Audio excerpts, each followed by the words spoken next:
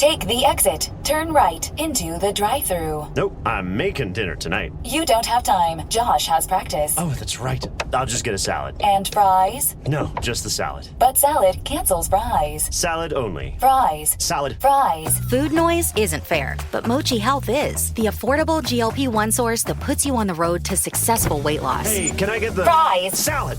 Sorry. Learn more at joinmochi.com. Mochi members have access to licensed physicians and nutritionists. Results may vary. Welcome to Lifestyle Solopreneur, the community for entrepreneurs who put lifestyle first. Join your host, Flavia Barris, as she interviews successful lifestyle solopreneurs and shares ideas to help you find the perfect balance between lifestyle, business, and self. Flavia is an attorney, marketing expert, and founder of several online academies. She's been featured in major media, including BBC World News, The Wall Street Journal, The New York Post, ESPN Television, and more. Join us for this episode of Lifestyle Solopreneur.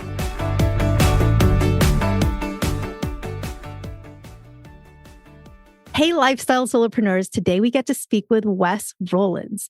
He is a person who helps business owners build long-term net worth through strategic investing and disciplined financial planning. He's got nearly 20 years of experience across Wall Street, consulting, and also private wealth management. Wes specializes in translating complex financial strategies into very clear, actionable guidance that supports sustainable wealth growth for you and for me. So Wes, welcome to the show. I am super pumped to do this. So let's rock and roll. It's an honor to be here. I am pumped too, because I think finance and just planning, it's one of those adulting tasks that we don't really learn in school, but it's such an important thing to stay on top of and to develop and to learn more about. So tell us a little bit, because I'm very curious, how did you end up becoming this person who leads business owners and helps them with their legacy and their financial health and just their economic growth? Well, I guess depending on what level of resolution you want me to go, it all started, I was about 4 years old and my father left my mom, and that's the last time I saw him. I think he left like the day before my 5th birthday. And I found out not too long after that we were poor. And I say this in a good way. Number one, my mom is an absolute beast. I have no idea how she raised me on $9 an hour working for an airline company as a ticket agent. But somehow she did it, was able to send me to Catholic school along the way. There's just so many sacrifices that she gave to me. Unbelievable, as all single moms, from my perspective, do. And at a young age, at the age of 11, I went to work, and the only place that would hire me was the local golf course on the rich side of town, because they didn't care what my age was. There was child labor laws back then. There still are now. So that's the only place that would hire me. And I got to learn from the wealthy golfers who would allow me to carry their bags during their games. And they would just constantly talk about money, investing, and Wall Street, et cetera, et cetera. So honestly, as like elementary as this sounds, like my young brain just said, okay, well, these guys look happy. They're successful. They don't have to work on the weekends. So they're giving me this path, and I should just take that seed and then grow it. So literally my entire career from thereafter was focused unidimensionally on how do I get into the career of building wealth. And then eventually that grew into, well, my mission is to change my family tree and to help others do the same. So that's what I'm all about, 100%. Well, let's take a moment to honor mothers, right? I mean, that's amazing what your mom did for you and how hard she worked. And she must be just so proud to see you and what you've become and what you've done, with all of your opportunities. So yay to moms, I have to say, and to yours in particular right now for what she did. And also really for mentorship, because you were a guy, you were young, so young that a lot of employers were like, you're too young to have a job. But you were working hard. So obviously your mom put some great work ethic into who you are, into sort of the fabric of you. And you could have easily learned nothing, right? And just kind of kept your head down and done your job and that's it. But not only were you seeking out advice, but there were these people, these customers, these clients who said, hey, kid, let me tell you a few things. And so you were a sponge, you were absorbing it all. but they took the time to mentor you. I'm just curious if so many years later, if you were able to reconnect and remember who some of those people were.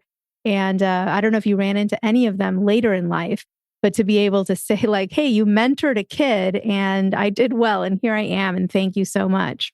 Yeah, it's a great question. So funny enough, that's exactly what happened. I've been very blessed and I want to make sure I put this in the right context.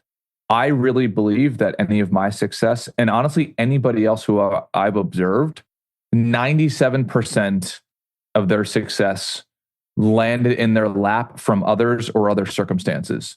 That's not to take away from the 3%, because yes, I had to do the 3%, but I always want to try my best to ground myself in the actual base rates of these mentors took me under their wing. The only reason I was able to get to Wall Street at a very young age was not because of me. It was because of the mentors. So one of the mentors I literally met about 6 months later after I became a caddy, who I then later went to join forces with and partner with eventually in my mid-20s. And it had very little to do with me. All I had to do was do what he said, and a few other mentors along the way. They gave me the 90%. And also, look, like the fact that I was born in America is not lost on me. It's a 4% probability of being born in America, roughly. That had nothing to do with me. Plus, I was born to a woman who was going to make sure that I got out of poverty, that I stopped the cycle. None of that had anything to do with me. I just had to make sure I just did my 3%, and it worked out really well. And I hope it keeps on working out well. I'm going to try my best to keep on doing my 3%, but the 97% is owed to everybody else around me who's helped me along the way. That's incredible. And now you're the mentor. I mean, now you're the Yes. one giving that advice and helping other people learn and grow. Yes, exactly. And I've got the disease of analysis. Like my brain is hardwired to not care as much about what time it is. I want to know first and foremost about how the watch works, as they say. Honestly, I feel like there's nothing else I could do. Even if I got paid little to no money, which by the way was the reason I got to the stock exchange, is I worked for free for 2 years. Like that was the big secret. I asked a guy if I could have a job and I said, hey, I have something that you probably don't. You know way more obviously about finance than I do. I know nothing, but I probably have something you don't. And then, by the way, I cold called this guy and he said, oh yeah, what's that? I said, time. So like, I don't care. I'll shine your shoes. I'll get your donuts. I'll do whatever you want me to do. And also to sweeten the deal, because I know that you would be doing me a favor. Like I will work for free. He said, meet me at the stock exchange tomorrow. That's a great story. I don't know if you ended up shining shoes, but that's a great story. Yeah. When people think of Wall Street, I guess you do think of someone with very shiny shoes and a suit on and a tie and, Yep. or for the women, not wearing a tie or maybe wearing a tie. So you maybe paint for us that picture. What is Wall Street and working in finance actually? Like a day to day? I don't know. Maybe you are like they show in the movies and you're out there on the floor and in a suit and doing the thing, but tell us what your day to day, because people aren't just looking to maybe get mentorship and advice on what they should do in their finances, but there's some people listening who might say they want to be you. They want to be Wes. So before they set sights on that, what would their day to day be if they were to follow in your exact footsteps and do what you do for a living? So Wall Street is sort of an umbrella term for several subcategories. So on Wall Street, you could be on the trading floor, you could be in investment banking, you could be in several numbers of sort of subcategories of finance. But I think at a higher level, what I would say is Wall Street to me was no different than a young basketball player setting a goal to get to the NBA. And that's going to be true for probably every other industry out there. So I think the meta takeaway that I would want to share with people is, hey, number one, at a philosophical level, who do you want to be for your family? Do you want to be a financial passenger or a financial leader for your family? I wouldn't judge either one of those answers because there's pros and cons to each one. I would prefer the people that I work with. In fact, the only people that I work with is like, they are the financial leaders of their businesses and their families. Well, now that makes the game more serious. So now if you're just starting out in your career, what I'd highly recommend is pick the pinnacle of your industry and get there. And I guarantee you there's an NBA version of every single industry. So for me, the top tier version of finance was getting to New York City finance. There's nowhere that I know in the world that is more serious about the finance game than Wall Street. Even if you worked for the same company, but you worked for them in Denver, it doesn't come with all of the same intensity, the same drive, the same competitiveness. So that it was grueling. But honestly, the secret was like, although I was working 100 hours a week, that was kind of like the rule of thumb is, hey, if you don't show up on Sunday, don't bother showing up on Monday. That was the resounding mantra. But it didn't feel like that because I loved the sport and I knew it was for a greater purpose for my larger family. So it honestly never felt like work. Sincerely, I wish it did, because then I could tell like a war story of like, oh my gosh, this was so hard. I walked barefoot in the snow uphill both ways, and it was just required so much sacrifice. But honestly, maybe on paper it looked like that, but I loved it. And it was the best thing I ever done for my career. And so the theme of this podcast is lifestyle solopreneurship, right? So when I have a guest on who's been a workaholic or had really demanding jobs, or maybe just their startup required so much of themselves at the beginning and then maybe less now. But I always ask, is lifestyle and work balance something you struggle with? Is it something you feel like you've kind of nailed? Is it a work in progress? What tips do you have for others in that regard? And like you said, you might be someone who's like, I don't even consider work to be work. It is what I do to relax or enjoy myself. And so you don't feel like you're lacking in those other areas of life, like hobbies. So tell us a little bit about that. Let's dive into that, because again, for a lot of people, it's a huge challenge and it's something that we think about a lot and try to be intentional with. And I'm curious to hear how you approach that part of life. So I think in my prior phase, my answer would have been very different. Like my Wall Street phase, like, what are you talking about work-life balance? I would almost have been dismissive of the question. And that's wrong, because I could also tell you, so I was raised on the East Coast, that also came with a certain mentality. Now I've moved out to Southern California, and I can see now that you can be just as financially successful as long as you do it with intention and still have an amazing lifestyle. And I got really present to this when that very same one of those mentors, literally the guy who gave me the opportunity to work on the exchange, he died when he was 61 years old.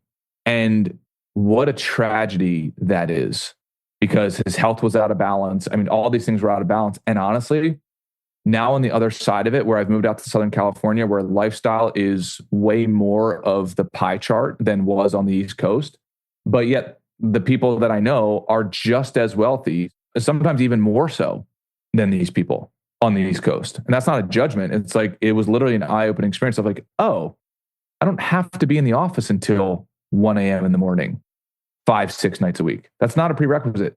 It's just our emotions want it to feel that way.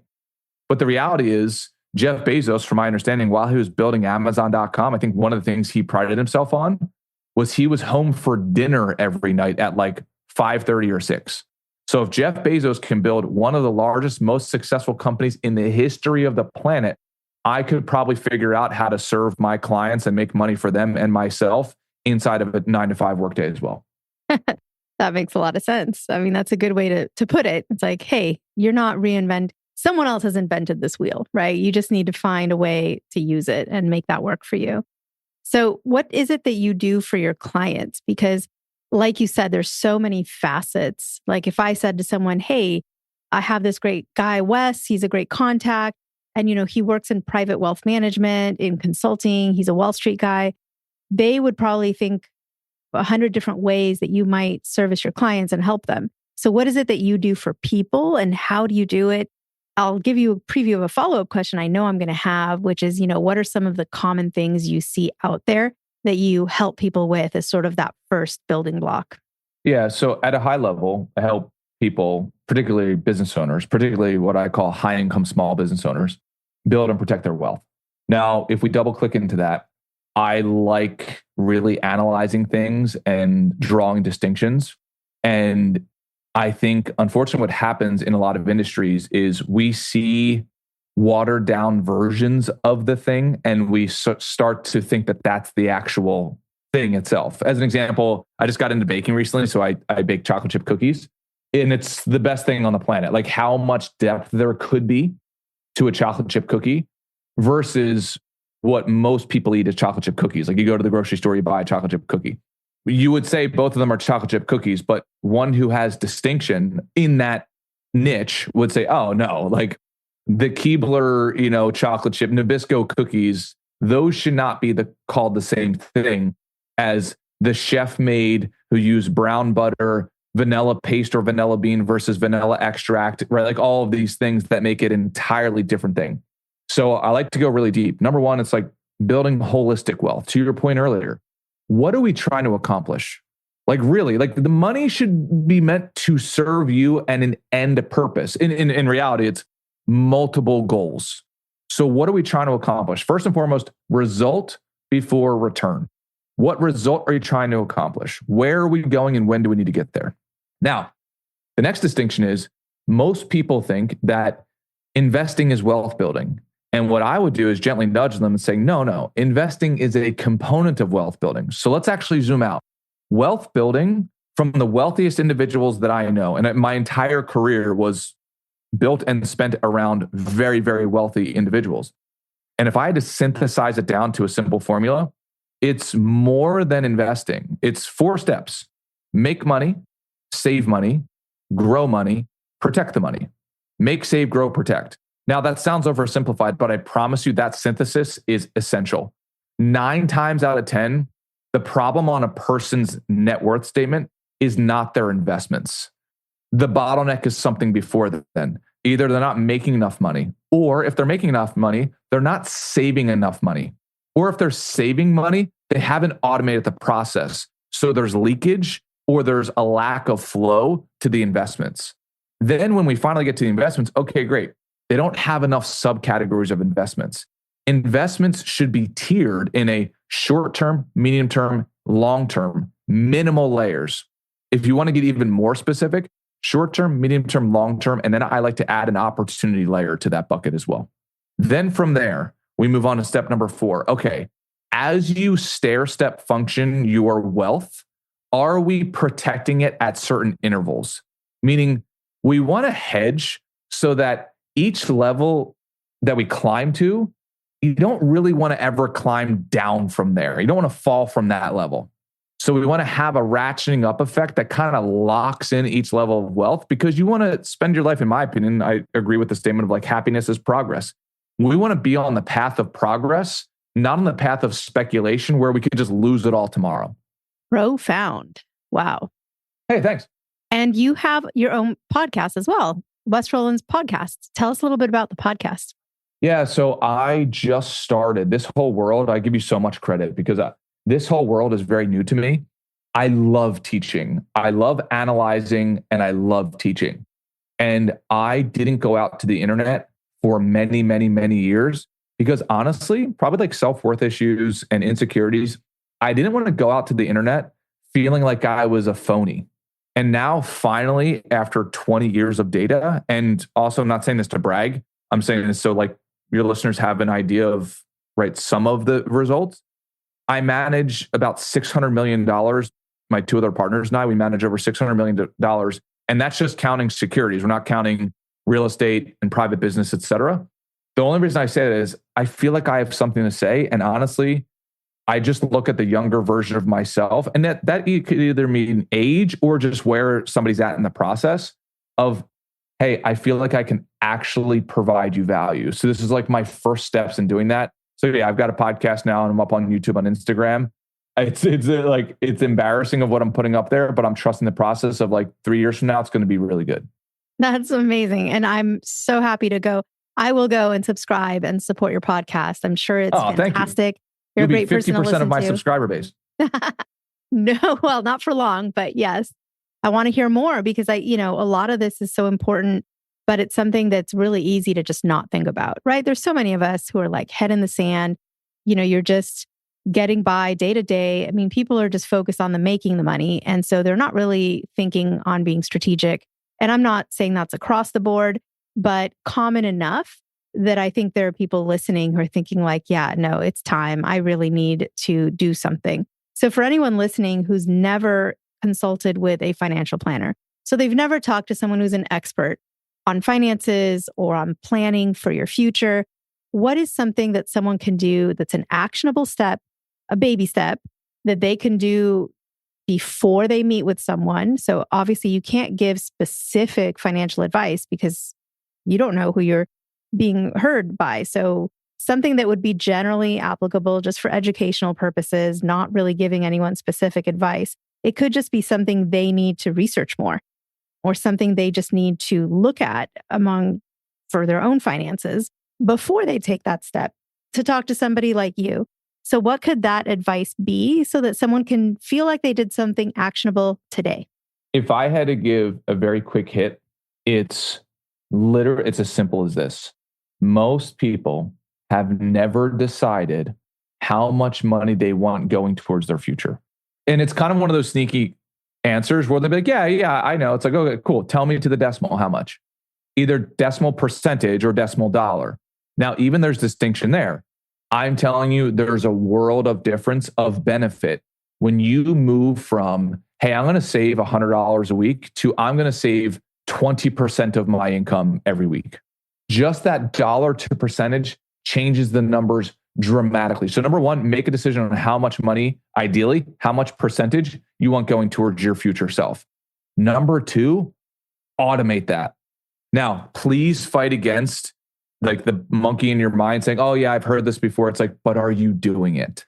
If you look at automation data, it's unbelievable. It's so profound because human psychology, right? Finance is math, but personal finance is math plus emotion.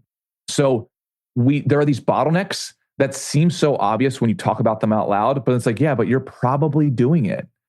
So as an example, if you look at automation data in human psychology, if you look at the states where when you sign up for your driver's license, where they have organ donation default on versus default off, and then you have to turn it on if you want to be an organ donor.